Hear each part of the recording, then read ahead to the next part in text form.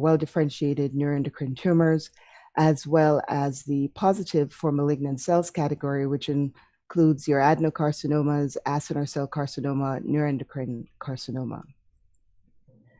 Now, pancreatic ductal adenocarcinoma, which I may mention, refer to as PDAC for short as we go through this talk, accounts for more than 80% of the solid pancreatic masses. And the majority of these tumors occur in the pancreatic head, but they can certainly be seen anywhere in the pancreas. And the mean size is about 3.5 cm.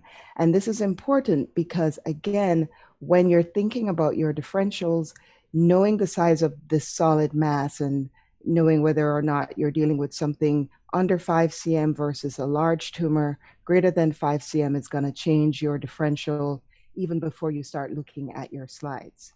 So the diagnosis of poorly differentiated carcinoma is straightforward, but the well-differentiated adenocarcinomas can be very difficult to distinguish from reactive processes and sometimes even GI epithelial contaminants. So in terms of your poorly differentiated ductal adenocarcinomas, the you're dealing with something under the cytomorphology is similar to what one would see on histology. So on your left, you've got a malignant gland in desmoplastic stroma, and you can see the lining epithelium for the gland is showing this fourfold anisonucleosis, which is a hallmark of poorly differentiated adenocarcinomas. There is nuclear contour irregularity, and you may see prominent nucleoli. Chromatin can either be very coarse and dark, as in hyperchromatic, or they can be hypochromatic and resemble almost a papillary thyroid carcinoma. So on the right, we have a three-dimensional cluster of cells, again showing you this fourfold anisonucleosis, a high nuclear to cytoplasmic ratio. You can see irregular nuclear borders and large prominent nucleoli. On DiffQuick, similar changes can be seen, and sometimes, particularly for the trainees, one can struggle on an image, or maybe when you're taking the RISE or the boards, with you can struggle with the size of the cells. Okay, how big are these cells? Using the cells in the background. I'm sorry, I'm getting some feedback. I can hear myself speaking in the background. I'm not sure if you can do anything about that, Rifat. Thanks. Okay, I'm not hearing it anymore. Okay, so the background red blood cells, you can compare them to the cells of interest, and you can see here that these cells are much larger than the surrounding RBCs. These are showing this fourfold anisonucleosis, and this is a three-dimensional cell cluster with the beginnings of cellular dissociation. Another helpful cytologic feature in diagnosing malignancy is identifying a two-cell population. You can see the cells on the left are forming a flat honeycomb sheet. The cells are evenly distributed. They have relatively low NC ratio and smooth nuclear contours. And if you were to divide the nucleus into 4 quadrants, the chromatin distribution is even in each of these quadrants. Unlike the group on the right, where instead of a flat sheet, you have these cells that are crowded and piled on top of each other, there is this fourfold anisonucleosis I mentioned earlier, and the chromatin is unevenly distributed in the 4 quadrants. Another feature that can be helpful in identifying malignancy is identifying intracytoplasmic mucin. And this mucin can be distributed either as large vacuoles that displace the nuclei peripherally. And when you start to see that, that is a worrisome cytologic feature that should make you consider an adenocarcinoma. And just as hyperchromasia is important, hypochromasia is also very important. So looking at these cells here, you can see there is anisonucleosis, significant variation in nuclear size. There are these longitudinal nuclear grooves, but most importantly, you can see that the chromatin is completely washed out. It's abnormal looking. It resembles papillary thyroid carcinoma chromatin. And this is very significant and is a common feature in pancreatobiliary type cancers, this hypochromasia on Papa-Nicolau stain. And what's interesting is sometimes these same hypochromatic looking cells, when you see them on H&E on the cell block, they are actually more hyperchromatic looking. And notice also some of them have those small peripheral nucleoli touching the nuclear membranes in the same way you would see it in PTC.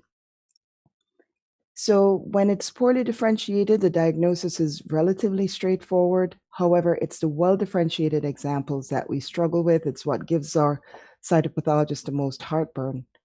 And usually what one sees with the well-differentiated tumors is that instead of having numerous discohesive cells or three-dimensional cell clusters, instead you're dealing with sheets of cells. And that is the problem here. The cells, although they're in sheets, the sheets can be described as disorganized in that you can see some jumbling, some touching of multiple nuclear membranes. There is this, again, hypochromasia in this example. And although the nucleoli are not huge, they are quite prominent, quite distinct. You can see angulation to the nuclei. There's this triangular particular one. And the anisonucleosis is not as pronounced. Cellular dissociation is sometimes not as pronounced. Background necrotic debris is also not a typical feature when these tumors are very well differentiated. And here is an example that I had on a rapid on-site evaluation where the gastroenterologist did multiple passes and I kept getting these sheets of cells that looked fairly bland, and it looks almost like a flat sheet, except you could argue there's a bit of crowding of the nuclei on one end, but it was just, there wasn't any significant pleomorphism. And they kept asking, do we have enough material? And it was hard for me to say, yes, you do, because I could not call these cells on the left obviously malignant. But when I looked at the same case on the corresponding PAP, when we finally got back to our office, it was obvious that this was an adenocarcinoma. So here is a drunken honeycomb sheet. Again, you can see this hypochromasia, these rectangular cells. This one has a little snout on one end. The nucleoli are quite prominent. This one is club-shaped in its nuclear outline, again supporting adenocarcinoma. And in the same case, we also saw these three-dimensional cell clusters, but also note that this particular example had a relatively low NC ratio. So typically the hallmark of adenocarcinoma, we talk about a high NC ratio, but here the NC ratio is low and there's this abundant frothy looking cytoplasm in addition to this nuclear contour irregularity. So this frothy cytoplasm is usually a tip-off when you see it. You should not change your diagnosis of adenocarcinoma because you can still see the nuclear contours are quite irregular despite the low NC ratio. But what this represents is actually a well-differentiated ductal adeno with foamy gland features. So what is this variant of PDAC? Foamy gland adenocarcinoma, you need to know about it because the morphology can be very tricky. It can be very scary. We have a cluster of cells, not quite forming a 3D cluster, but more of a sheet, but a cohesive sheet. But you can see there's disorganization. There is nuclear contour irregularity. There is a lot of something in the cytoplasm that's displacing the nuclei peripherally. You can see there is irregularity to their borders, and there are these well-defined cell walls. It looks like someone took a pencil and just kind of made a dense outline going right around each of the individual cells. So it almost looks like vegetable cell walls. When you see this kind of feature, low NC ratio, but still looking malignant, consider the foamy gland variant of PDAC. The diagnosis is much easier to make when you have the corresponding PAP, again showing nuclear contour irregularity, nuclear membrane folds. Again, notice that the nucleus is pushed off to the side, the NC ratio is low. And over on the right, you can appreciate that there are these little microvesicles within the cytoplasm of this 3D cluster. These little microvesicles, this is a hallmark of the foamy gland variant of PDAC. Here is the same case on the corresponding cell block. Again, you see these rigid looking cell walls resembling vegetable cell walls. You can see how very coarse this chromatin is, very hyperchromatic looking cells, but the NC ratio is low. And if you can identify the luminal brush border zone, you can see that it's very dense, very thick. It can be more eosinophilic on cell block, or it can have a more basophilic appearance. Here is the histologic correlate showing you these foamy glands. They are lined by cells with abundant, clear or pale looking cytoplasm, but there is this luminal brush border like zone that in this particular example looks a little bit more basophilic than eosinophilic. Notice the low NC ratio, the basal location of the nuclei, but you can see there is pseudostratification with some loss of polarity. There is hyperchromasia and irregularity to the nuclear membranes because these little microvesicles in the cytoplasm are compressing the nuclei in different areas, creating these indentations. Now, the large duct variant of PDAC is another one that cytopathologists should be mindful of. And it's just like any other PDAC, but instead of forming your smaller tubular units, these tumors have these large ducts that almost resemble an IPMN. And these large ducts are embedded in desmoplastic stroma. And you can see the outline of this particular duct. It's a very large duct. The lumen is filled with necrotic debris and inflammatory cells. And if you imagine taking a pair of scissors and cutting this large duct and then spreading the contents of the duct, laying them out on a flat table, this is what you get, an abnormally large sheet of cells. And so one of the tip-offs that you're dealing with a malignancy is the fact that you're looking at the sheet and you'll be saying to yourself, okay, is this benign? Because usually flat sheets in the world of cytology, they're the good guys, right? But this sheet, I hope you can appreciate, looks a little bit too large. So that's one tip off to this being a malignancy, because that means it's a super large duct. You can see that there's crowding of the cells in areas. And if you look more closely, there are some slightly larger cells here. So there is some degree of pleomorphism. So this is a large duct variant of PDAC, and this is the same case that I'm showing you, not a different case, but the same case from the previous image. On even higher power, you can see there is nuclear membrane irregularity. You can see coarse chromatin, prominent nucleoli, multinucleation in one of the cells, and over on the right on this PAP, you can see there are even snouts on the nuclei that can help you to get to the malignancy diagnosis. And you can see overlapping nuclei here. Note the fourfold anisonucleosis that I mentioned earlier, that's also present here. And when you see the large duct variant on cell block, what you see are these abnormally elongated strips of epithelium. It just seems to go on. And that should, again, be a tip-off that this could be malignant. And then when you look at the same case on higher power, you can now more clearly appreciate the hyperchromasia and the pleomorphism to support the cancer diagnosis.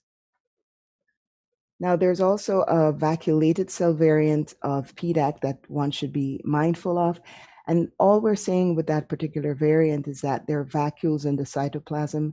Sometimes these vacuoles are so large, they displace the nuclei peripherally. They're usually very punched out. So they look like big balloons. And at the center, you'll see these targetoid droplets of mucin with this orangophilia typically on the pap stain, but on DIFQIC, it can have a more magenta type color. Here you can appreciate cellular dissociation, which would support malignancy. There's high NC ratio, and the two-cell population I mentioned earlier is very nicely highlighted here. Benign cells on the right, malignant cells in the center. So having said all of that, you might be thinking, okay, am I supposed to be signing out my PDAC cases and saying, oh, this is the foamy gland variant of X and so on? No, you don't necessarily have to do that. I am simply describing these different variants so that you're aware of them so as not to misdiagnose these as being benign mimics. But there's some other carcinoma subtypes, adenocarcinoma subtypes, that one should be mindful of, and these have clinical implications.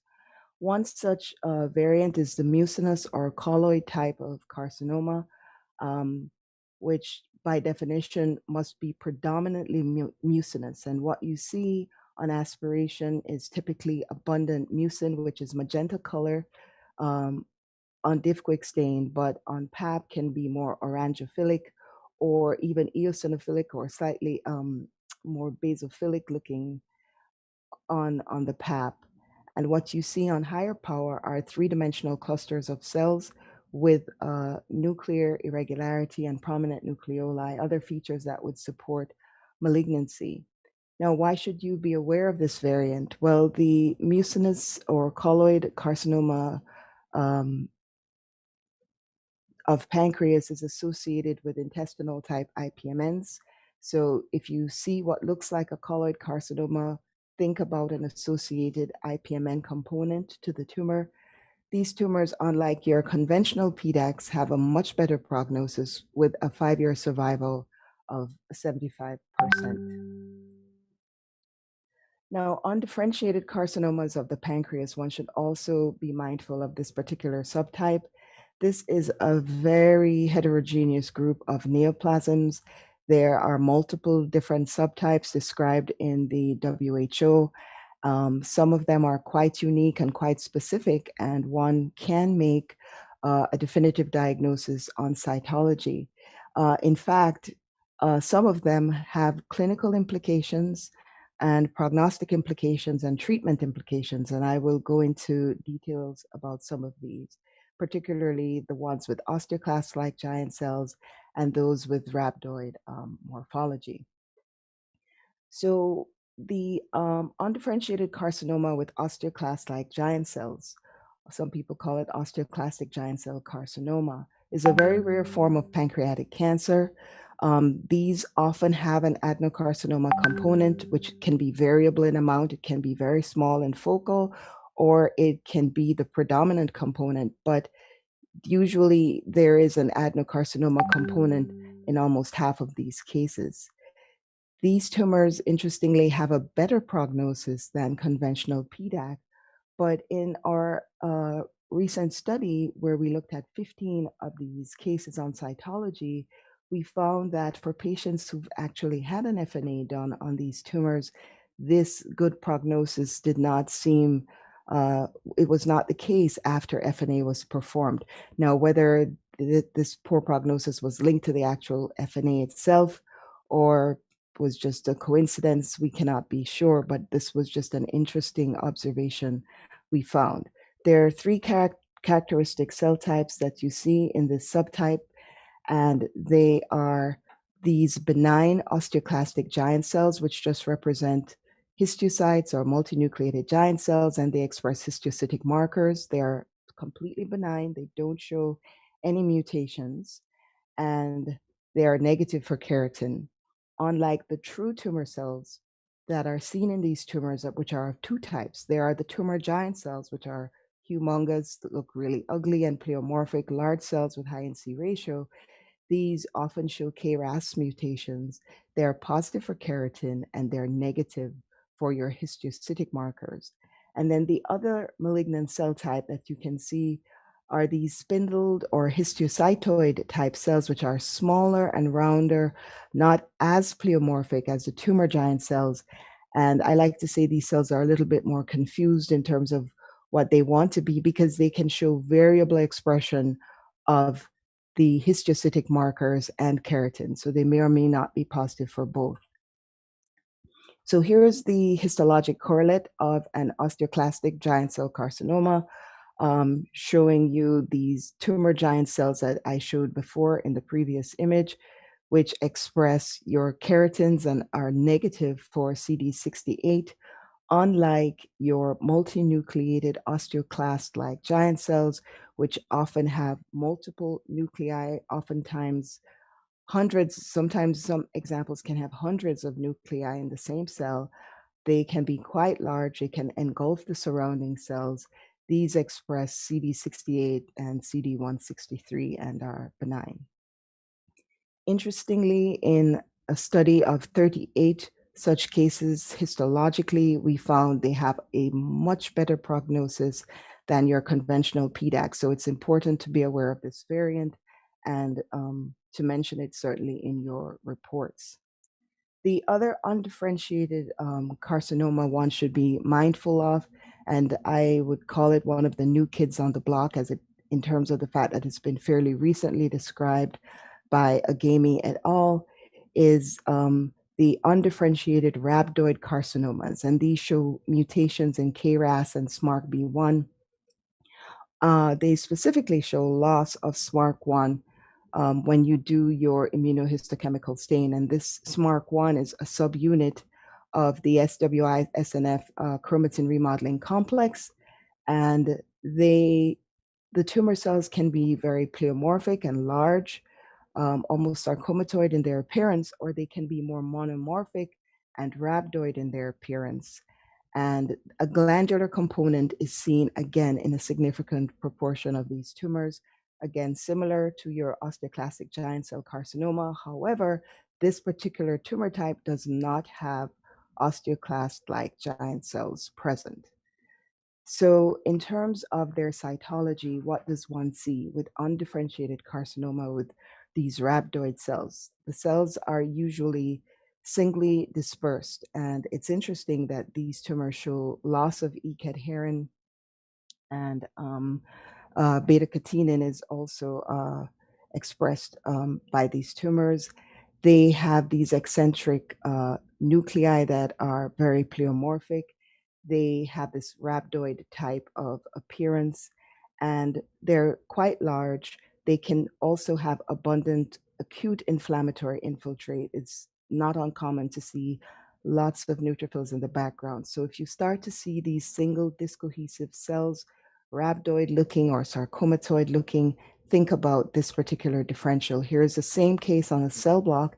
Again, you can see these very pleomorphic cells, but there are also these smaller, more rhabdoid looking cells with abundant eosinophilic cytoplasm pushing the nuclei peripherally. When we did the keratin stain, it was diffusely positive in the tumor cells, but when we did the INI1 stain, it shows complete loss in these malignant cells.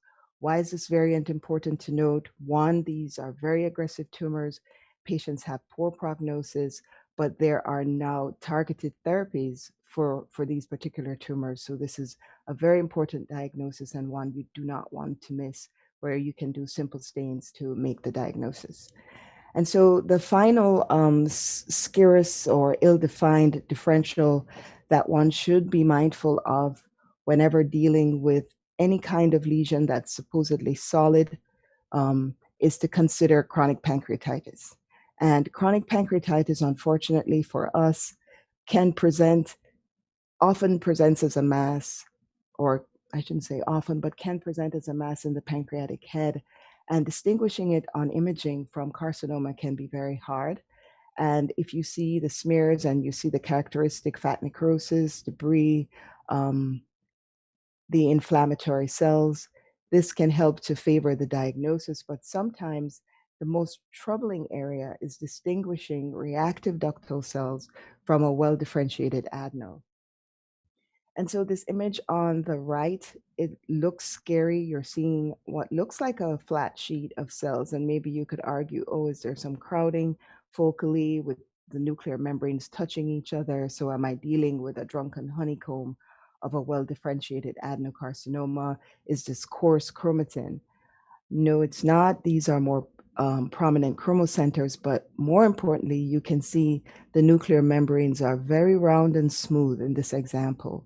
The fourfold anisonucleosis I mentioned earlier is actually not present in this particular example. There's no cellular dissociation. The hypochromasia, that telltale feature, mucin vacuoles, not seen in this particular example. But some examples you still struggle. Am I dealing with a reactive process, or is this an adenocarcinoma? So what do you do in those situations? This is just an example on the upper left of benign ductal cells and nice flat honeycomb sheets, evenly spaced, low NC ratio.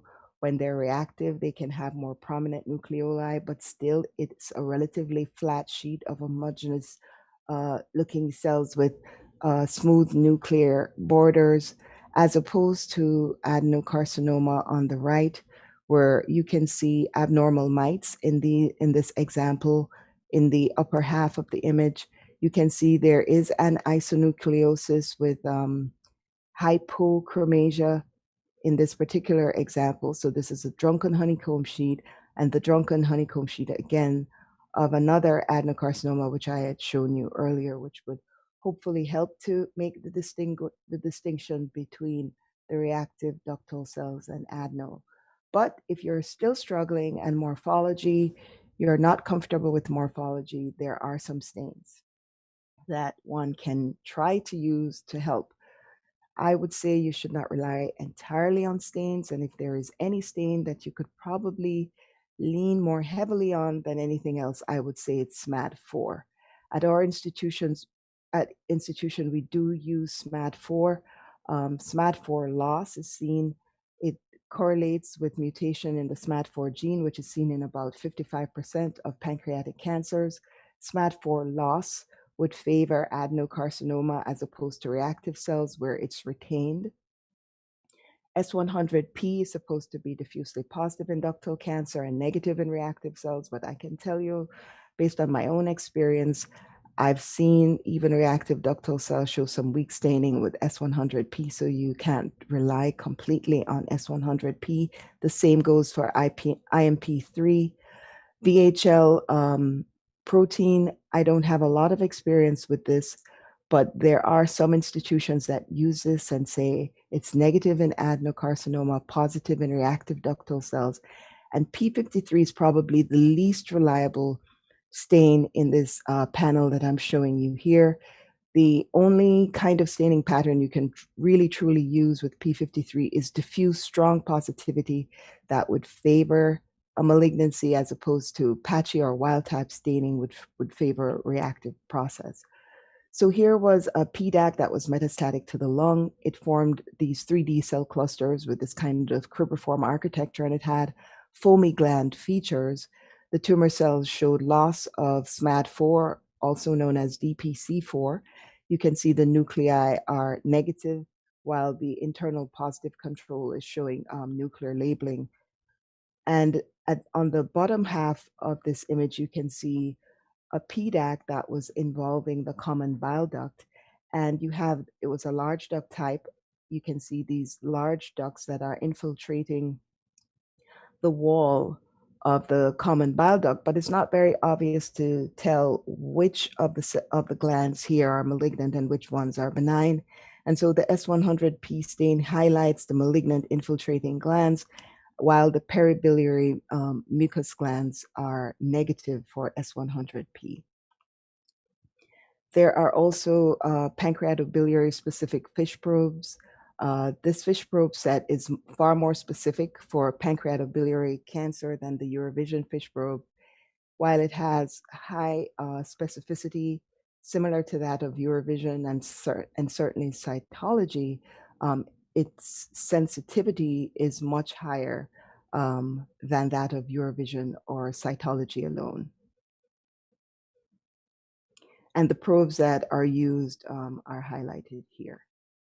So the key point for daily practice when it comes to these atypical cells is if you see atypical glandular cells, just say atypical cells present, say that you can't get to a definitive diagnosis of malignancy, add a comment about correlating clinically and radiologically and possibly repeating the FNA. And it's been my observation that about when there's a high suspicion of malignancy, the repeat FNA in about 60% of the cases will be diagnostic for malignancy. So now we'll switch gears over to the second group of solid pancreatic neoplasms. And these are the tumors that are more fleshy in their gross appearance. They're well circumscribed on imaging, and they have very little stroma, and the tumor cells are typically arranged in a back-to-back-to-back fashion. And included in this particular group are your neuroendocrine neoplasms, acinar cell carcinoma, SPN, and pancreatoblastoma. So case for presentation here, we had a 39-year-old male who had a family history of MEN 1 syndrome and was found to have multiple pancreatic masses. And an FNA was performed on one of the masses and showed these singly distributed cells with eccentric nuclei that were round to oval on DiffQuick, appeared very bland, showed no pleomorphism, but on corresponding PAP, they had this coarse classical salt and pepper type chromatin. And on the cell block, they had prominent rosettes, you can see highlighted here, and they were positive for pancytokeratin and also expressed neuroendocrine markers, synaptophysin, chromogranin, CD56, and the Ki67 index was 3%, consistent with a well-differentiated pancreatic neuroendocrine tumor, and it was grade 2 based on the Ki67 index. So this is the classical cytology of a well-diff net, which belongs to the neoplastic other category according to the 2014 Papa-Nicolau Society guidelines, which are going to be revised in the next year or so. So keep an eye out for that.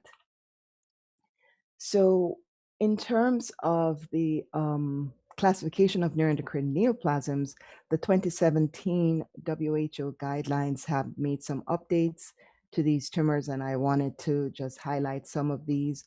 For instance, the well-differentiated neoplasms of the pancreas are considered tumors. You call them tumors, not carcinomas, unlike the poorly differentiated ones, which are considered neuroendocrine carcinomas. They are distinguished from each other based on morphology, which can either be bland, where you have these more plasmacytoid cells with minimal pleomorphism. They're not mitotically active.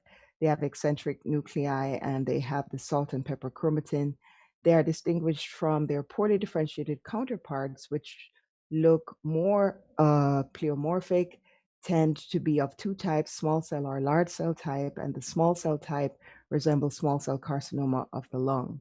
So that's one way to distinguish them, that is their morphology. And the other way to distinguish these tumors is by their proliferation index, which can either be measured by the Ki67 index or the mitotic count. More often than not, the Ki67 index trumps the mitotic index. And for the well-differentiated neoplasms, this mitotic index varies from less than 3 for grade 1 to 3 to 20% for grade 2 tumors to greater than 3% for the grade 3 tumors. So just to note, your 2017 guidelines has 2 types of grade 3 neoplasms. There are the grade 3 well-differentiated nets with a Ki index that's greater than 20%.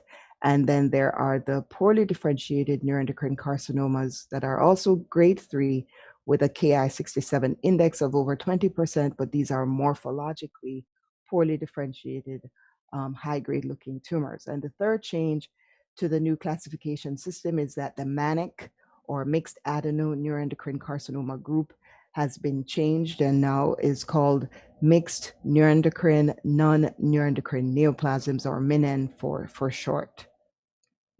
So the well-diff pancreatic nets, they account for 2% of all pancreatic neoplasms. They're typically solid, they're circumscribed tumors.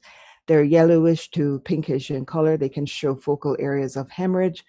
And about 5% of these tumors can be cystic. They can be quite cystic, and that can be a problem for cytopathologists in that you end up with very paucicellular specimens. And if you're not thinking about the diagnosis, you can easily miss this one.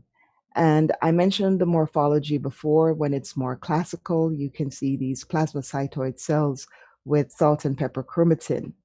But their morphologic repertoire can be quite extensive. And in a paper that came out this year, Xu et al. Described a very broad morphologic repertoire of these tumors that can actually have not only diagnostic significance, but also clinical significance. And I will talk about some of the cytologic correlates of these morphologic subtypes that you should be mindful of, because this can lead to misdiagnosis of these tumors. So the oncocytic neuroendocrine tumors, these are more aggressive. tumors. They are male predominant. The majority of these are seen in men. They are larger tumors. Mean size is about 5 cm, and most of them are grade 2 nets. They can be higher, as in grade 3, but they also present at a higher stage. They're more likely to be metastatic to nodes, and they can metastasize, of course, to the liver. These tumors, when you see them on cytology, again, the cells are plasmacytoid, but unlike the classical case I showed before, anisonucleosis is more striking. Prominent nucleoli are more striking in this particular variant, and they're also more mitotically active. It's very easy to see mitoses in this particular subtype. They can show abundant red neurosecretory granules in the cytoplasm, and if you're not thinking about this differential, you could misdiagnose this particular entity.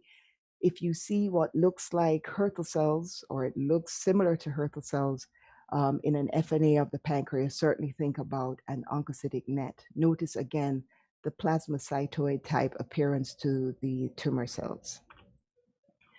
Depending on their location, they can be misdiagnosed as hepatocellular carcinoma if you see it in the liver, or acinar cell carcinoma if you see it in the pancreas. So here on the left is an example of an oncocytic net. Again, hopefully you can appreciate that they have this plasmacytoid appearance with the eccentric nuclei. Notice though that they have these prominent nucleoli, very large nucleoli, but abundant granular eosinophilic cytoplasm. Here is an FNA of one of these oncocytic nets, plasmacytoid morphology, eccentric nuclei, but that salt and pepper chromatin isn't immediately obvious in this particular example. And just to make our lives even harder, these tumors may express, on occasion, very rarely, they may express hepatocellular markers, including arginase and hepar. And this particular example on the right actually did express arginase, but that was in addition to synaptophysin and chromogranin. And we did all the also the Ki67 index, and it was consistent with a grade 2 well-diff net. Another variant to be mindful of is the lipid-rich variant of well-diff nets. These have abundant lipid in the cytoplasm, so abundant sometimes that the lipid displaces the nuclei peripherally, and so it's harder for one to appreciate that salt and pepper type chromatin, which is going to be helpful in making the diagnosis. And if, depending on the location or clinical history, they can be misdiagnosed as adrenocortical neoplasms or even clear cell RCC. And here is a liver FNA of one such lipid-rich net, where there are these abundant cytoplasmic lipid droplets, which can sometimes be so abundant they cause the cells to rupture. And so that plasmacytoid morphology is lost. And again, if you're not thinking about the differential, you could make the wrong diagnosis. And here's the same case on the corresponding PAP, and you can now more clearly appreciate the plasmacytoid morphology and the coarse chromatin in the nuclei. Then there are the pleomorphic nets. These can show marked pleomorphism, and by marked, as you can see on this example on the right, the cells can be strikingly ugly. There can be more than 5-fold anisonucleosis. You can see these plasmacytoid cells, though, in the background that would help to support the diagnosis of a well-diff net. This is believed to be a senescence phenomenon. It's just a degenerative type endocrine atypia that you can see in these tumor cells. Histologically, they're more likely to be nested, and so they can resemble paragangliomas. So you don't want to misdiagnose this as a paraganglioma, especially if you fail to do a keratin stain, which would be positive in the neuroendocrine tumor and negative in your paragangliomas. And some nets are very rhabdoid in their morphology. They have these abundant eosinophilic pink cytoplasmic granules which displace the nuclei. And again, with nuclear displacement, it can be hard for you to appreciate the salt and pepper chromatin. And here on the DIFQIC, you can see some of these rhabdoid proteinaceous globules in the cytoplasm of this particular example. You don't want to misdiagnose these as a rhabdomyosarcoma. They can be very papillary or pseudopapillary in their outline. And when you see these branching papillae, particularly in the pancreas, you don't want to misdiagnose these as SPNs, particularly because solid pseudopapillary neoplasm can express synaptophysin.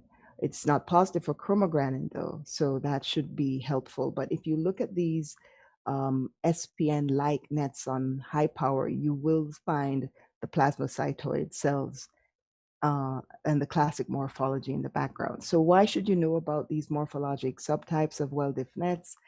It's because one, it can suggest a site of origin or the clinical behavior of these tumors. As I mentioned before, oncocytic nets are certainly more aggressive, definitely one to be mindful of, but most importantly, knowing about all these subtypes helps to prevent misdiagnosis.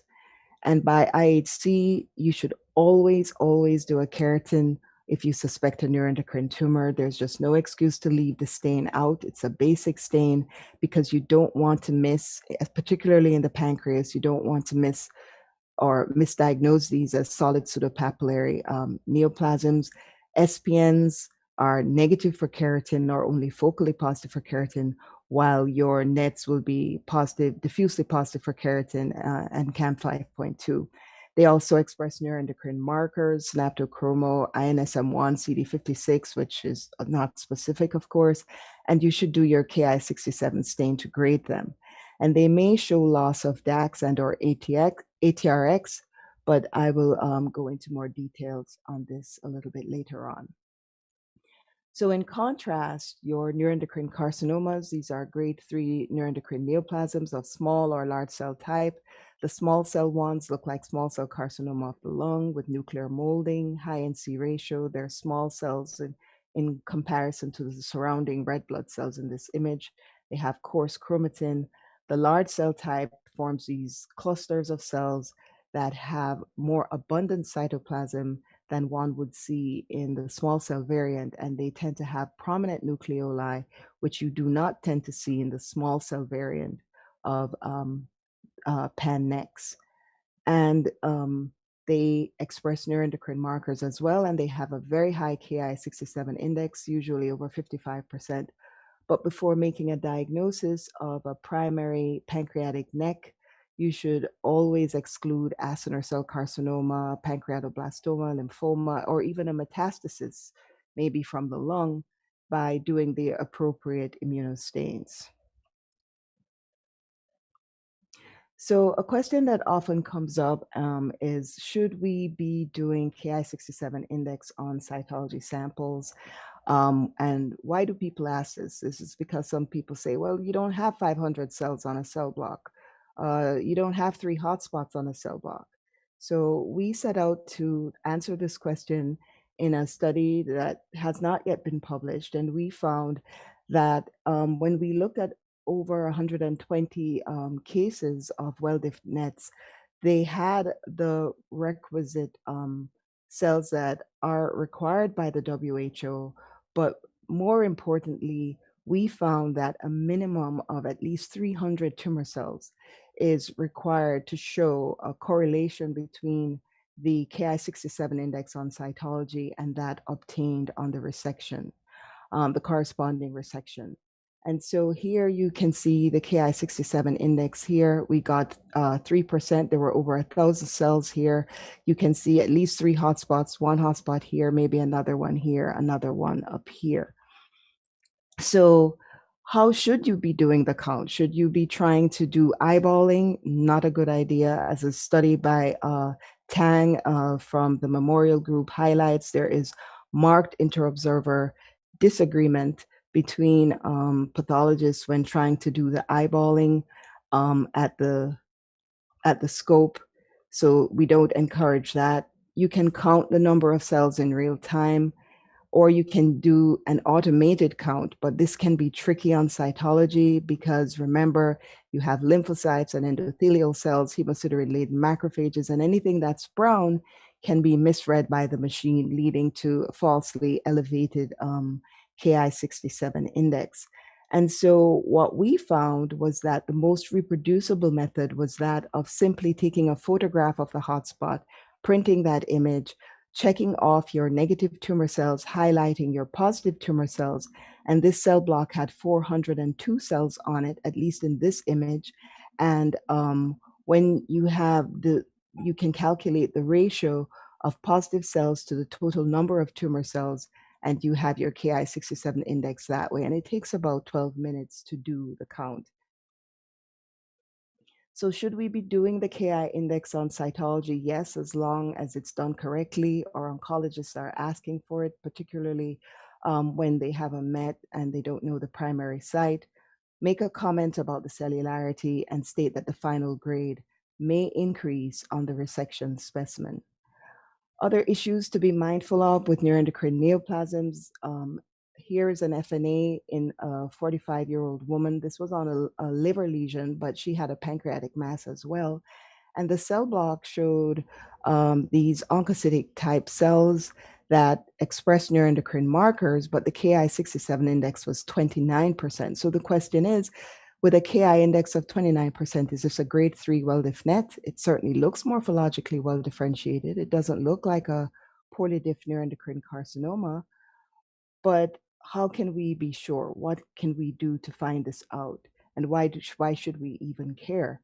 Well, in a study by Basturk et al. From the Memorial Group, they showed that these grade 3 well-diff nets, which are highlighted by this aqua-colored line here, have a prognosis that's actually worse than that of your classical grade 2 nets, but better than that of your classical grade 3 neuroendocrine carcinomas. So prognostically, this is very important. So how does one make sure that you're dealing with a G3 net and not a G3 neuroendocrine carcinoma? Well, in addition to your other markers, you want to do DAX and ATRX. You can see DAX or ATRX loss in up to 45% of pan nets. Loss in a study by Singhi et al. Was shown to have be associated with larger, higher grade tumors, higher metastasis rates, and shorter survival. And you can do RB, SMAD4, and P53 IHC stains, which would help to favor a neuroendocrine carcinoma over a G3 net. So here, RB loss is shown in these two examples highlighted in red. RB loss in the nuclei can be seen, SMAD4 loss can be seen, and you have a very nice internal control here, while DAX or ATRX loss would favor a well-diff neuroendocrine tumor. And P53, not exactly the most helpful because overexpression of P53 can be seen in both well-diff nets and PD nets, so you cannot use P53 alone. So now I want to highlight another case, an 81-year-old male with an abdominal mass that was about 14 cm.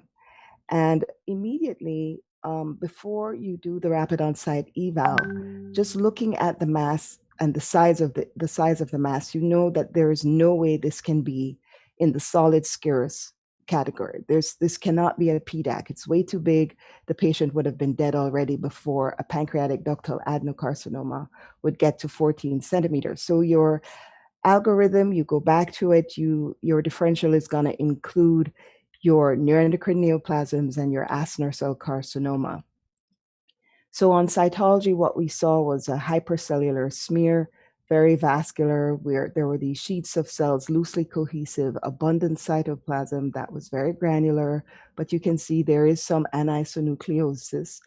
And on PAP, you can see they had prominent large nucleoli. They were forming these, what looked almost like rosettes, but little acinar looking units in areas. And they had this granular cytoplasm. Mitoses were very easy to find, and the cells were pleomorphic, and on cell block, they formed these trabeculae, solid in areas, but they show diffuse expression of trypsin, making this an acinar cell carcinoma. These are stroma-poor neoplasms. Notice the back-to-back-to-back arrangement of the tumor cells and the lack of intervening stroma, unlike your PDAC. They're typically very large, circumscribed tumors. They're often metastatic when they're diagnosed, And they have these red granules in the cytoplasm that are nicely highlighted on PAP in this particular image. The nuclei have smooth contours, unfortunately, but they can be irregular, and they have prominent, often cherry red nucleoli, and they're very mitotically active.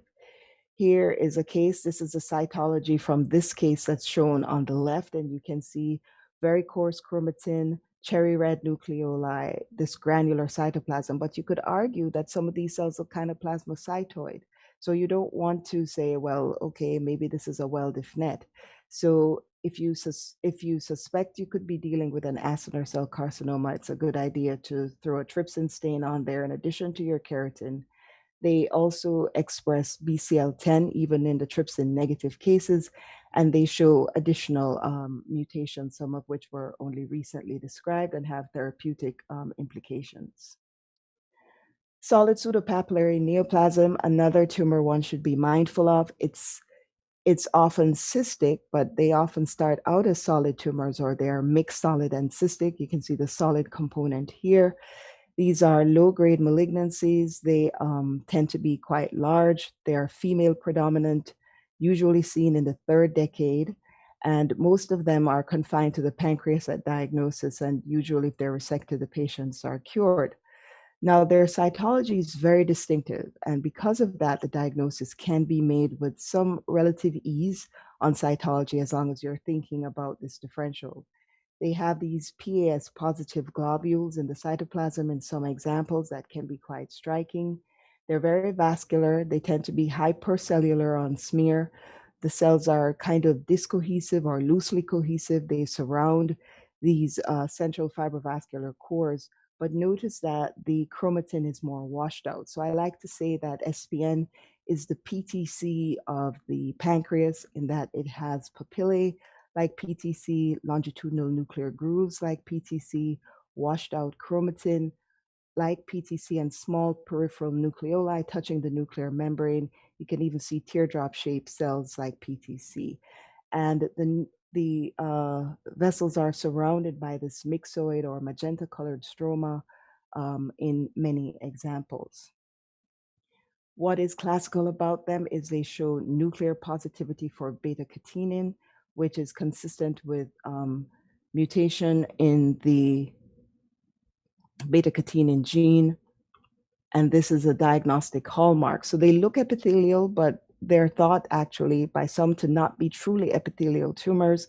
They're frequently negative for keratin or only focally positive for keratin, and they're negative for chromogranin. So even if they show focal synaptophysin positivity, doesn't make it a net because the epithelial markers are negative.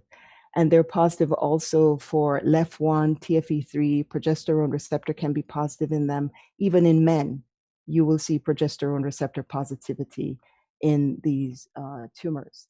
So to distinguish them from your nets, you can see here is a papillary looking net, but it has the salt and pepper chromatin, which would support the diagnosis of a neuroendocrine tumor.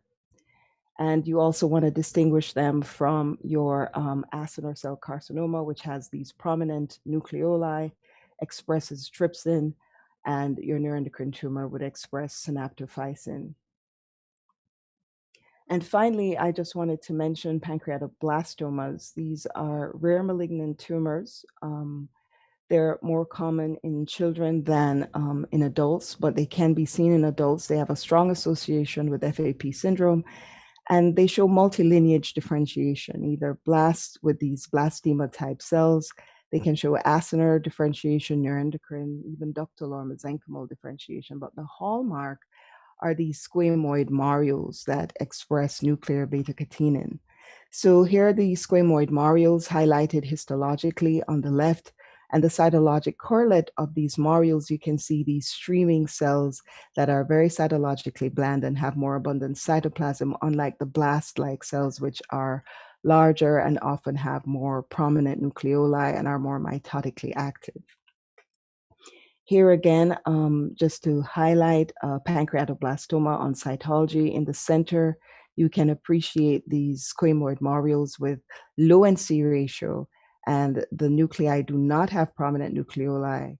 as opposed to the blast-like tumor cells, which have higher in C ratio, more coarse chromatin, and these prominent nucleoli.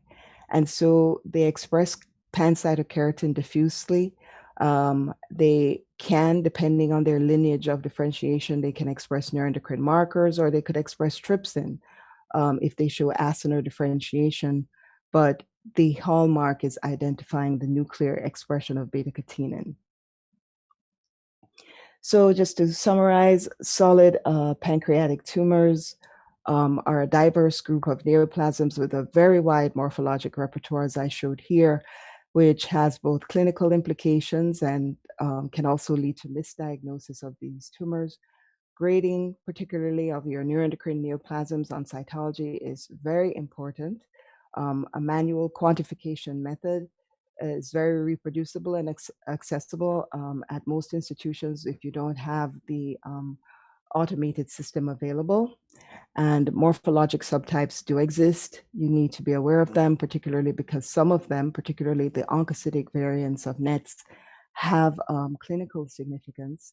And there are now molecular markers with their immunohistochemical correlates, DAX, ATRX, RB, and SMAD4, that can help to facilitate diagnosis and classification. And with that, I would like to thank you. And here are my references, and I'll take any questions you may have. Thank you so much, Dr. Reid, for this excellent discussion on the different subtypes of pancreatic neoplasms. And I'm sure our viewers very immensely benefited by it. I have a few questions that I see online from the viewers, so I will pass them over to you. The first question is, can we make a definite cytologic diagnosis of IPMN? Of IPMN, Yes.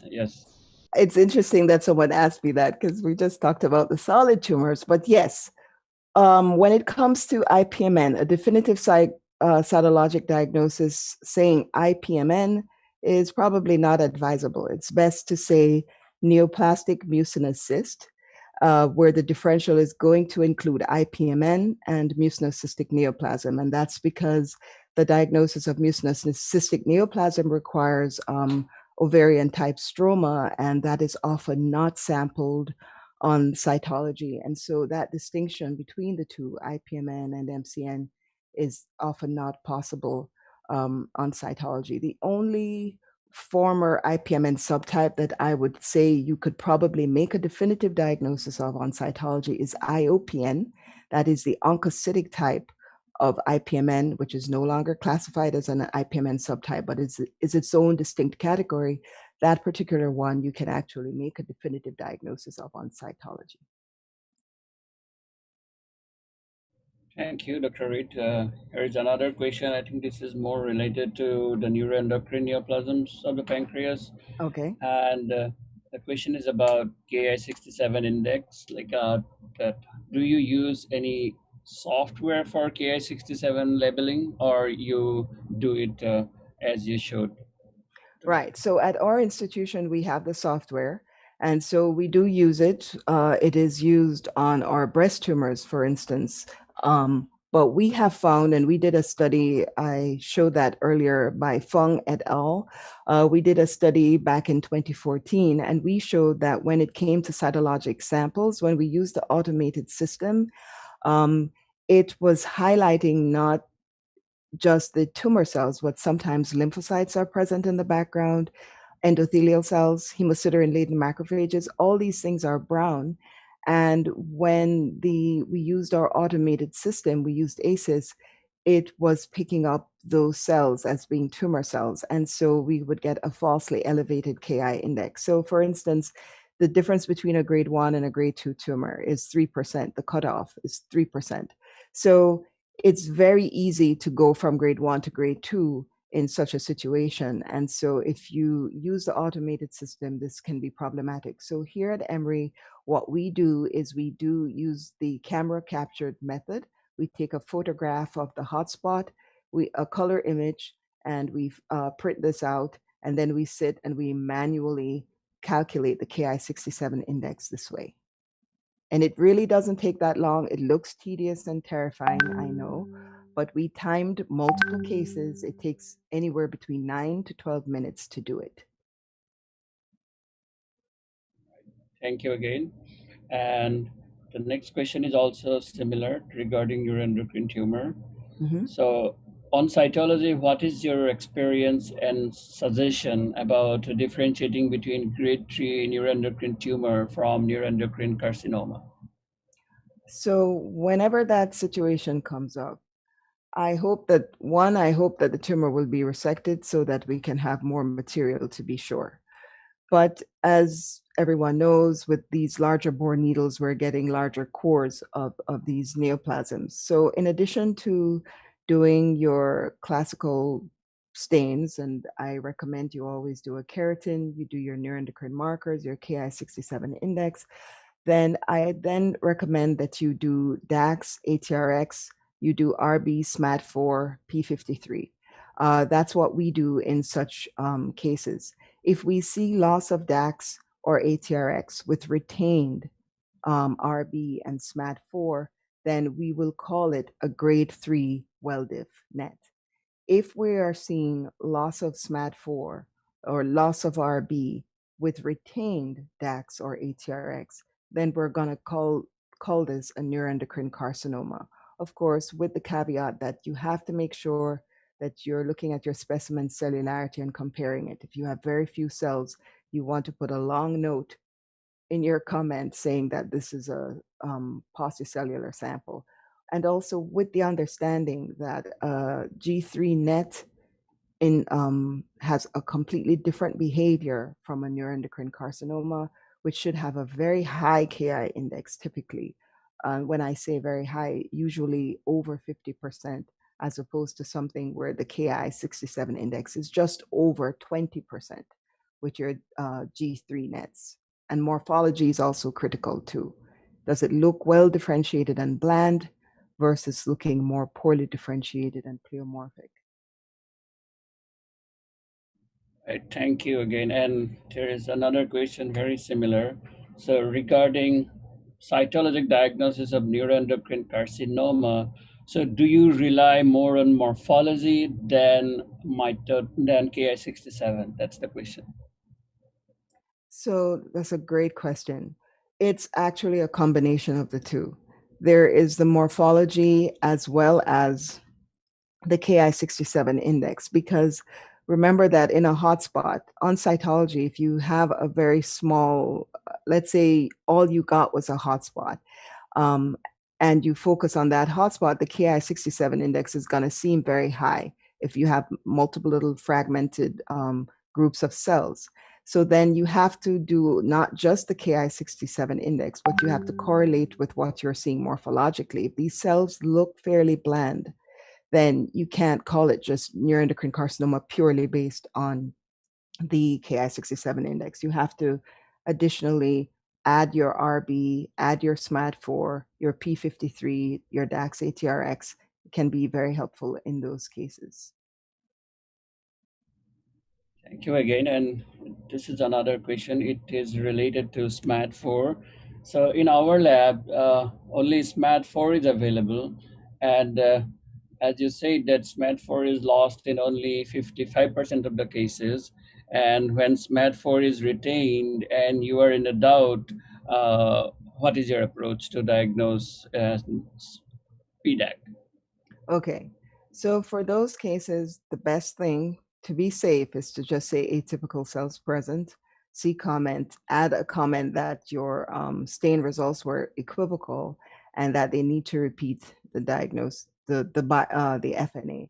You don't want to stick your neck out on a few clusters of cells and be wrong on that. And like I said, only 55% of the cases show that loss. So when it's there, it's wonderful. But if it's retained, it can be retained in even malignancies, yes. So when it's retained, you just can't be definitive. So I would say for those cases, just say atypical cells present. Don't try to be forced into committing and have them do a repeat biopsy. The likelihood, if it's malignant, they tend to get it the next time around. Yeah, thank you. This is somewhat related as well, this question. There's just two parts, I think. The first part is that what is your practice in your institute about uh, reading cytology specimen and the core-needle biopsies from the same patient for PDACs? And if so, how, or and if it is not, how often do you correlate the biopsy findings when you do your cytology reporting of PDAC? And what is your suggestion as well? So that's an excellent question, and a very important one. I believe that it's very important to correlate these. So at our institution, we keep everything together. If we get the cores, we keep them with the FNA. And we call these cores in quotes, these little corelets. We keep everything together, and that is because sometimes crosstalk between GI, because we have specialized sign out. Sometimes the crosstalk between the GI service and the cytology service is not always there, which is unfortunate, but it does happen. And sometimes the diagnostic material is on one type of specimen and as opposed to the other. For instance, the cores might just have fibrous tissue, lots and lots of desmoplastic stroma with no epithelial component, but the diagnostic cells are there on the smear. It's just obvious that these are cytologically malignant or they're on the cell block. And so it's best to keep them together. So we keep all of our samples together. If I would say to anyone that is separating them on the services, it is very important for you to have crosstalk, not just for pancreatobiliary pathology, but for any of your organ systems. It's very important to have crosstalk between services if you are going to separate cores from FNAs. Thank you so much for this discussion on this topic. Actually, in our practice also, like I personally do GI pathology, and I have understood that as well, that we have actually our cytology samples are done separately, and I often realize that it is so important to uh, discuss, and as you said, the crosstalk, because sometimes the biopsy material, there is nothing, but the Yes. cytology material can have so much sample where a diagnosis of malignancy can be provided, right? Exactly. We had something happen like that just a few weeks ago, but it wasn't the pancreas, it was actually bile duct. We had a bile duct brushing that it had beautiful malignant cells. It was very straightforward diagnosis, but the bile duct biopsy was granulation tissue. The patient had a stent and it had multiple previous biopsies. And if there wasn't any crosstalk between the two groups, then this information would not have been shared. And, sometimes one report goes out before the other. So let's say the clinician gets the bile duct biopsy report of negative and doesn't see the bile duct brushing coming after that shows that there are indeed malignant cells. This could be problematic. So I think correlation of your biopsy with your cytology material cannot be overstated when it comes to the pancreatobiliary tract and liver lesions too. That's a whole other Right, right. important area there Exactly. too. Let's not go to that now. Maybe it can be another discussion, right? Yes. Yeah, so I think one last question. This is about the utility of INI1 if there is no other marker available. Oh, just using INI1 in general instead of for the diagnosis of malignancy. I think so, because this question doesn't specify it further. Probably it's about diagnosing malignancy. Okay, we don't routinely use INI1 to diagnose malignancy. It's certain set of morphologic features that would trigger the use of the INI1. For instance, if we see the tumors looking more poorly differentiated, undifferentiated, discohesive, with an acute inflammatory infiltrate, more rhabdoid-looking morphology, those are the triggers that would make us do the INI1 stain. But we don't use it routinely as a diagnostic tool. There are definitely studies out there that have shown that INI1 loss, though, is seen not just in the rhabdoid tumors, but you can see it in even more conventional adenos. So maybe that's where this question is coming from. Um, there are not enough studies out there that I would say I would use that routinely to make a diagnosis of malignancy. Certainly, if I see INI1 loss, I would be worried that an atypical group of cells could be malignant, but we don't use it routinely. Okay, thank you, Dr. Reid, for this excellent discussion and answering all the questions. And I think these all are the questions that I could see online. And if the viewers have more questions, please reach out to Dr. Reid directly, and you can also reach out to us. We will be happy to pass them on to Dr. Reid. And Dr. Reid, you would be so happy to hear that you have several hundred viewers from across the world, and viewers join from far off places like Bangladesh, Egypt, Ireland, Bosnia, Peru, Palestine, Nepal, to name a few. And of course, there were viewers from Emory University, I saw, who mentioned, and several viewers from US and India. And thanks to our viewers and for all your support. And our next lecture is coming up on December 1st, and that's a microbiology lecture that would be on parasitology, and it would be delivered by Dr. Margie Morgan from Cedar Sinai. So hope to see you at that time, and wish you all a happy Thanksgiving if you are in US and you are celebrating it, and wish you all happy holidays. And thank you again, Dr. Reid. Wish you too a happy Thanks, Thanksgiving. Rafat, and thanks, Thank you. Emilio, and wish you all a great Thanksgiving holiday and to be safe out there. Thank you. Thank you so much, you too.